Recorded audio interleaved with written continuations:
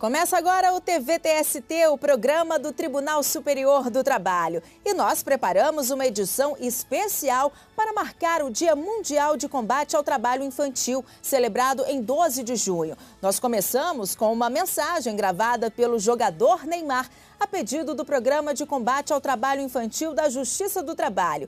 Veja só. Oi, galera. Estou aqui em nome de todo o Instituto Projeto Neymar Júnior para uma data muito importante, o Dia Internacional de Combate ao Trabalho Infantil. Uma infância é feita de brincadeiras, estudos, amigos, esportes e não de trabalho. Eu apoio esta causa. Eu apoio a infância. Eu quero um Brasil melhor. Um abraço.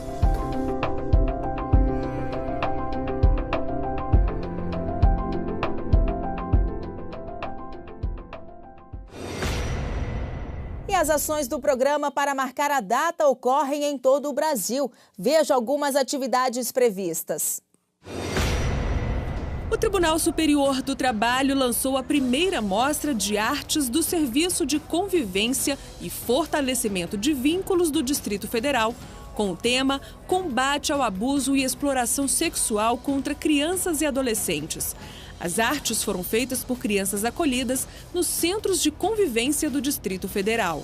Um alerta às crianças para que se ponham de atalaia, ou seja, tenham cuidado com quem se relacionam e evitem, tanto quanto possível, a presença de estranhos, aceitação de mimos e etc., que leve a uma exploração e o comprometimento do futuro dessas crianças. TST lançou no Facebook a série de posts 10 razões para combater o trabalho infantil.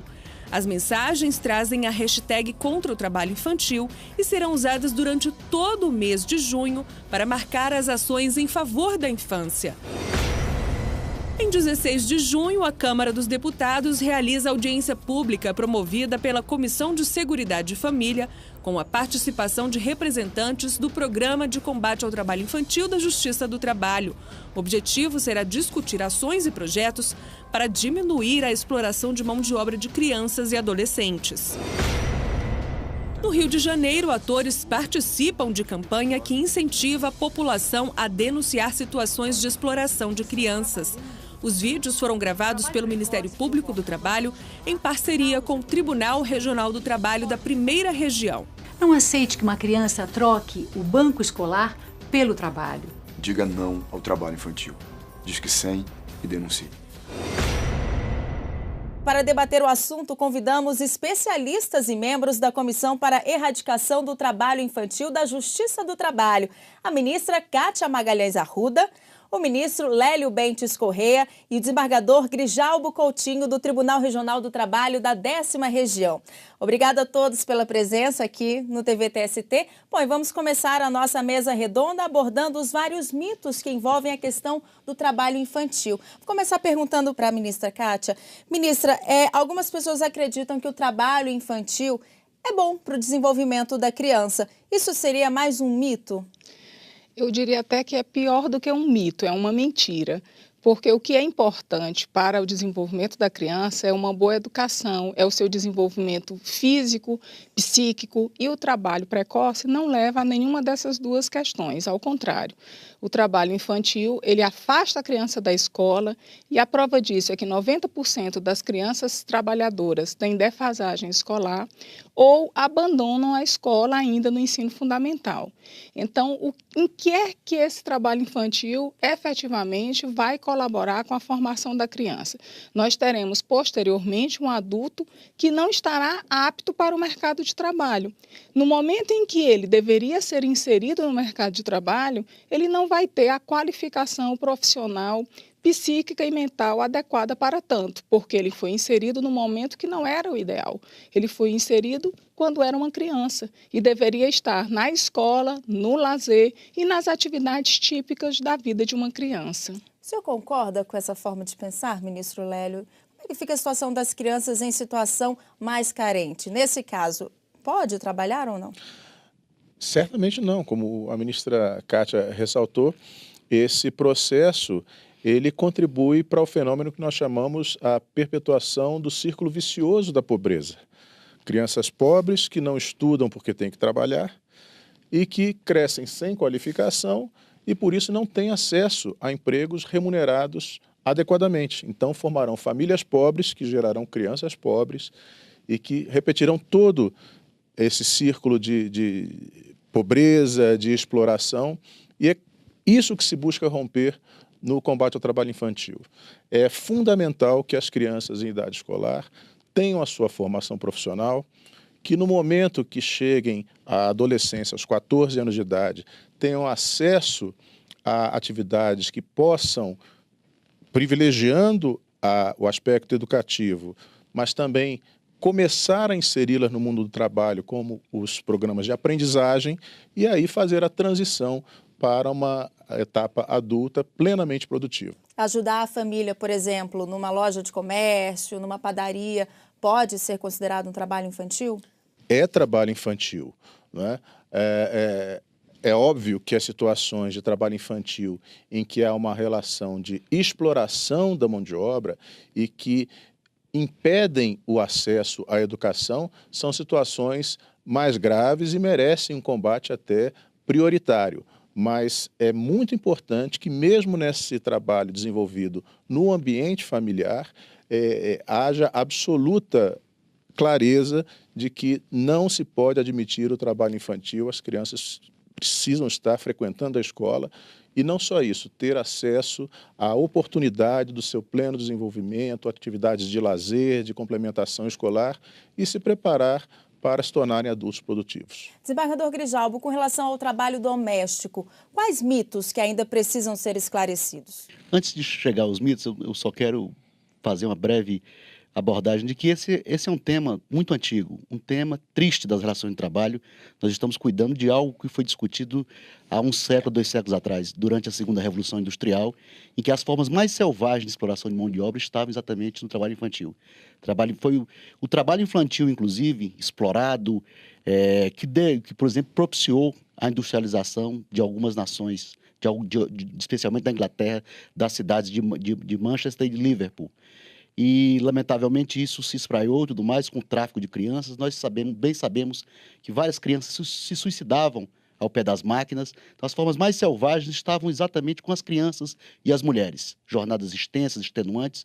E, lamentavelmente, hoje, nós percebemos o recrudescimento de alguma dessas formas, com a exploração da mão de obra infantil em nos mais diversos setores. Quanto ao trabalho infantil, o mito a ser detonado é esse de que, na verdade, a família que traz uma criança para sua casa está fornecendo um apoio material para que ela se eduque. E nós sabemos que não existe trabalho com mais características de trabalho análogo de escravo, do ponto de vista histórico, do que o trabalho doméstico. Então, a criança já vai para uma situação de absoluta precariedade de uma família, muitas vezes tem um espaço mínimo para frequentar a escola, mas, ao mesmo tempo, é explorada, é discriminada, é tratada da forma mais selvagem possível. Portanto, nós estamos cuidando de um assunto que já é triste, do ponto de vista das relações mais gerais de trabalho, mas, no caso do trabalho doméstico, ele ainda traz consigo essa forma que tem algumas características do velho trabalho escravo. E é um mito que deve ser discutido e derrotado, esse de que a criança está recebendo apoio. Não está recebendo apoio nenhum, porque ela vai ter uma educação sacrificada com todas as consequências daí decorrentes. Então, nós precisamos, na verdade, eliminar rapidamente quaisquer formas de trabalho degradante. E o trabalho infantil é o mais degradante, porque é aquele que sacrifica as nossas gerações, que compromete para sempre o desenvolvimento intelectual, ou seja, como o ministro Lélio colocou, na verdade estamos reproduzindo, remontando o sistema para que ele continue intacto na sua forma mais selvagem. Pois é, e ministra, ainda sobre essa questão do trabalho doméstico, a gente vê muito acontecer, trazerem meninas novinhas para ficarem em casa de família, às vezes trabalhando até como babá. Não deixa de ser uma infância roubada, né, para essa criança. É uma infância roubada e o pior, é uma exploração invisível, às vezes, para a sociedade. Porque algumas pessoas acham mesmo e acreditam que aquela criança, quando está numa casa de família, ela está mais protegida. E essa não é a verdade. Ela está exposta a diversos abusos físicos, mentais, exposições biológicas. Então, nós sempre fazemos essa comparação. Uma babá, uma menina de 7 anos de idade, não tem a menor condição de cuidar e de ser responsável por uma criança de 1 ou 2 anos. Está expondo a criança, as duas, aliás, o bebê e a menina de 7 anos. E essa incompreensão, ela precisa ser melhor enquadrada pela nossa sociedade, melhor compreendida pela nossa sociedade. Nós sempre questionamos assim, mas eu quero uma menina para criar. Realmente, você quer uma menina para criar ou você quer uma criada fácil de mandar, fácil de manejar? Porque se aquela pessoa quer causar uma atividade importante, quer fazer um ato de caridade, ela ajude na educação da criança. E não vincule isso à exploração do trabalho dessa criança. Porque são duas coisas bem diferentes. Se você quer ajudar uma criança, ajudando os pais, ajudando a educação, isso é uma coisa que todo mundo cristão, aliás, todos defendem, não é? Mas no momento em que você exige dessa criança um trabalho, explora essa criança, aí sim você estará cometendo um ato ilícito e, o pior, prejudicando a vida e o futuro dessa criança. Verdade. Bom, nós vamos agora para um rápido intervalo, mas a nossa conversa sobre trabalho infantil continua no próximo bloco. Não saia daí.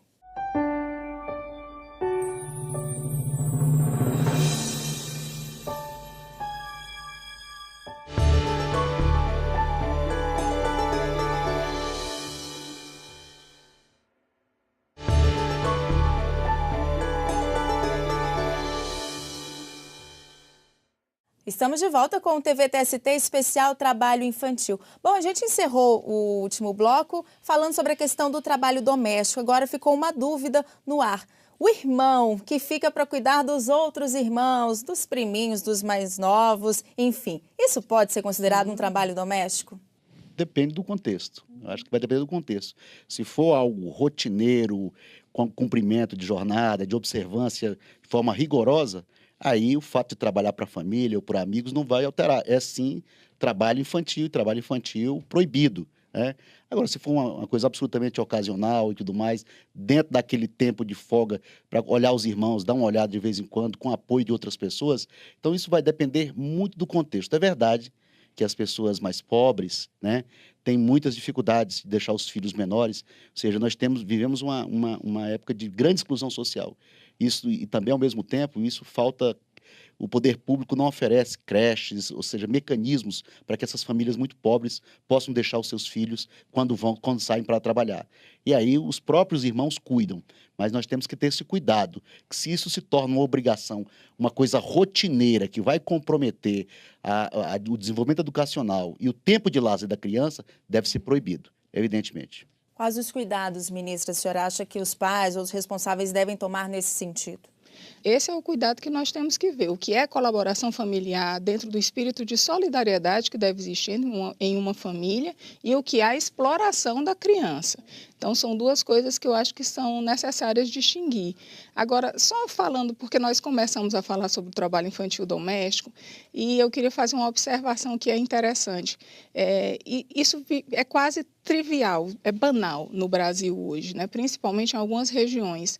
E muitos historiadores atrelam essa questão ainda à escravidão. As crianças nasciam já escravas nas senzalas.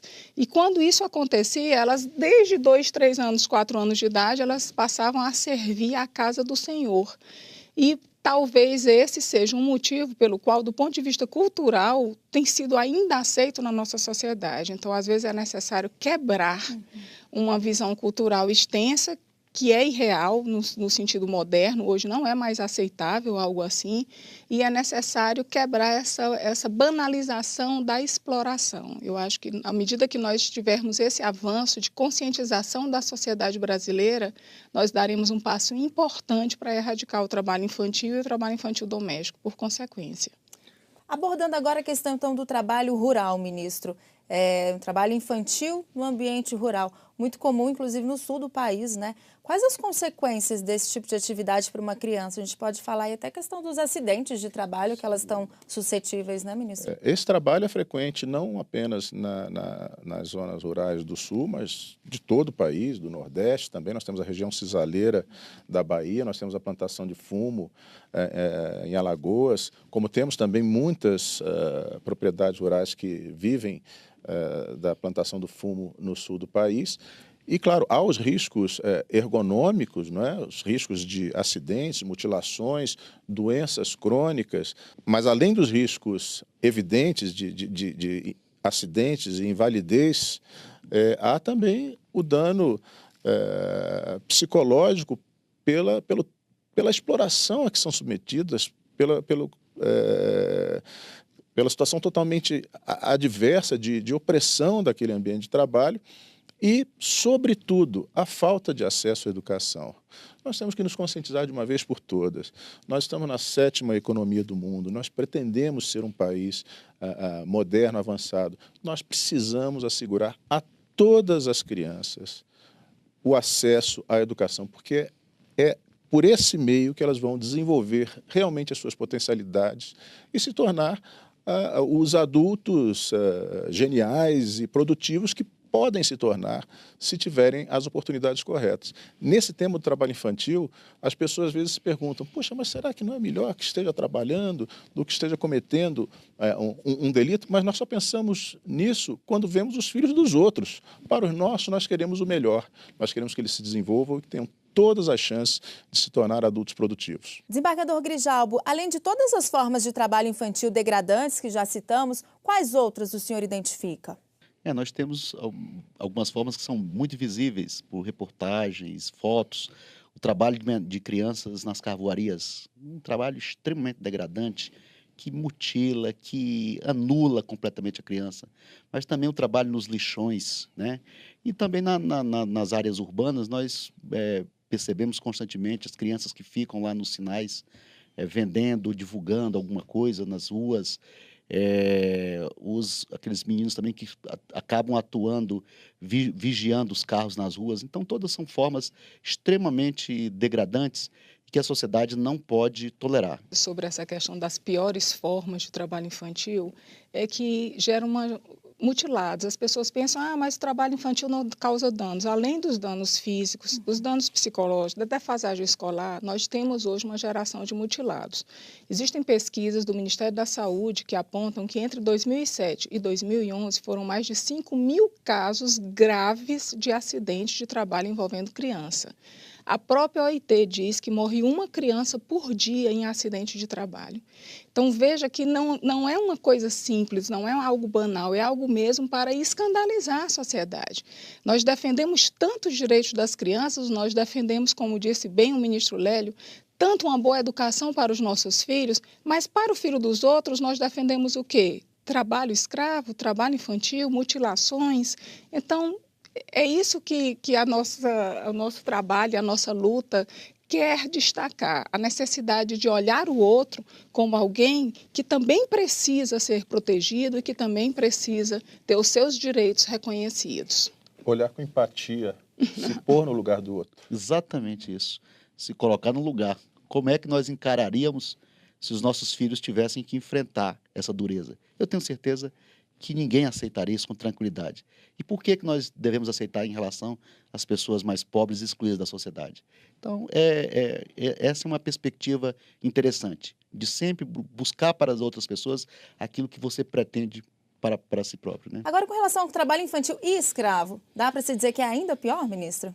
Com certeza é muito pior, dada a situação de vulnerabilidade dessas crianças e adolescentes. Então, sem sombra de dúvida, o trabalho escravo e infantil, ele é mais grave e deve ser punido mais severamente. Quando a criança começa a trabalhar muito cedo, é interessante esse link que é feito entre o trabalho infantil e o trabalho análogo à condição de escravo.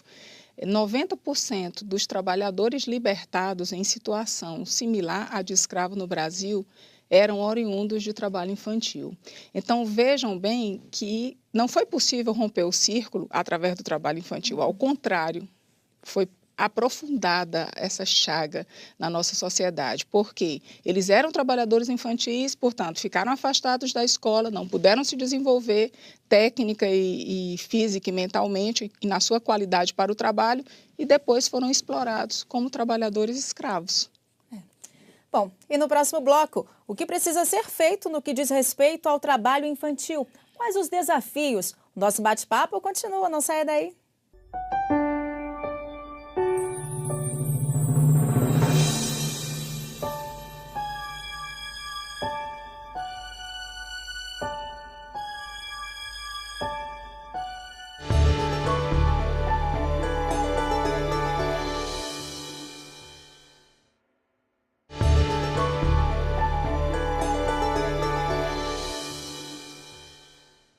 E estamos de volta com o TV TST especial Trabalho Infantil.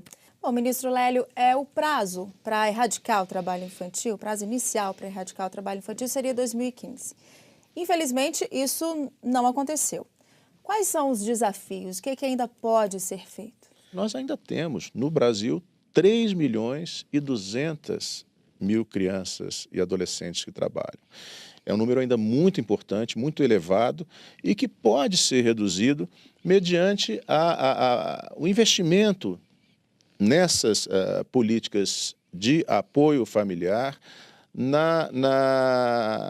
no investimento em uma educação de qualidade, valorização da função do professor, oferecimento de escolas em tempo integral. É fundamental que as crianças e adolescentes estejam na escola ou nas creches, enquanto seus pais estão trabalhando, e também um investimento massivo na formação de cursos de formação profissional, para que os adolescentes, a partir de 14 anos, entre 14 e 16, possam adquirir as habilidades de uma profissão específica que depois, no futuro, será um instrumento do seu próprio desenvolvimento. E na opinião da senhora, ministra, quais outras medidas positivas poderiam ser feitas ou estão sendo feitas para mudar esse quadro? Eu citaria 3 principais. A questão da conscientização sobre o tema seria a primeira, mais importante, porque à medida que as pessoas têm noção dos seus direitos e têm noção da defesa dos direitos também das pessoas que estão mais fragilizadas, mais desfavorecidas, esse é um dado importante. Um outro ponto é a própria questão da educação integral, que foi muito bem dita pelo ministro Lélio. Todos os países desenvolvidos que conseguiram erradicar o trabalho infantil conseguiram através da educação integral. A criança ficando na escola, nos 2 turnos, na escola desenvolvendo até atividades esportivas vinculadas, atividades culturais na escola. Então, esse é um dado que não pode ser esquecido. E, por fim, eu acho assim, no momento em que nós falamos de direitos, o direito começa a existir e se efetiva quando você reivindica. Então, a sociedade conhecer o direito e saber repudiar aquilo que está errado. O trabalho infantil é uma chaga que precisa ser banida da nossa sociedade. E para que nós possamos acreditar em um país melhor, nós temos que acreditar em um país sem essa chaga, sem o trabalho infantil. Queria saber as considerações finais dos senhores. Debates como esse são importantíssimos para exatamente gerar consciência, despertar e, ao mesmo tempo, firmar uma posição muito clara, eu acho que das instituições do Poder Judiciário, em erradicar o trabalho infantil, nas suas mais diversas matrizes. E para isso é que eu acho que a Comissão Nacional, criada pelo TST e pelo Conselho Superior do Trabalho, tem uma contribuição grande a dar. Eu não tenho dúvida que nós precisamos também, além disso, conscientizar o conjunto dos magistrados do trabalho para que atuem de forma enérgica no Poder Judiciário e fora do Poder Judiciário para não tolerar qualquer tipo de trabalho infantil. O desembargador Grijalbo ressalta com muita propriedade que esse processo de conscientização está em andamento também internamente na Justiça do Trabalho. Né? A resposta que nós temos recebido dos nossos colegas juízas e juízes do trabalho de todo o Brasil tem sido muito positiva e muito entusiasmada no sentido de que querem efetivamente contribuir para a erradicação do trabalho infantil. A partir mesmo da iniciativa dessa comissão e da mobilização de juízes e juízas, já estão sendo criadas varas especializadas em crianças e adolescentes no âmbito da Justiça do Trabalho, e essas demandas que surgem da sociedade quanto à possibilidade ou à eventual necessidade de empregar menores de 14 anos de idade têm sido tratadas com muita responsabilidade pelos nossos colegas, que inclusive funcionam como um elo de acesso a políticas públicas, que muitas vezes as pessoas procuram essa opção do trabalho para os menores de 14 e de 16 anos de idade, porque não conhecem as políticas públicas de que podem se beneficiar para obter o atendimento de suas necessidades. Então, nós temos exemplos muito positivos e estamos sempre dispostos a nos empenhar ao máximo para que, como a ministra Kátia propõe, se alcance esse ideal da erradicação do trabalho infantil no Brasil no mais breve tempo. Ministra, o que a senhora tem a dizer, finalizar sobre esse assunto? Olha, nesses últimos meses ou anos no Brasil, nós temos visto manifestações, pessoas tomando consciência dos seus direitos. E uma coisa que eu acho importante compreender é que uma sociedade diferente não se faz com pessoas indiferentes. Então, nós não podemos ser indiferentes ao trabalho infantil. Nós temos que atuar e atuar de forma radical, no seu sentido melhor. O que é atuar de forma radical? Ir à raiz dos problemas e tentar mudar o Brasil também nesse aspecto. Bom, eu agradeço a todos pela entrevista. Foi um prazer tê-los hoje aqui no TVTST. Prazer foi nosso. E o TVTST termina aqui, lembrando que você pode continuar acompanhando as notícias do Tribunal Superior do Trabalho pelas redes sociais e pelo site tst.jus.br. Obrigada pela companhia e até a próxima.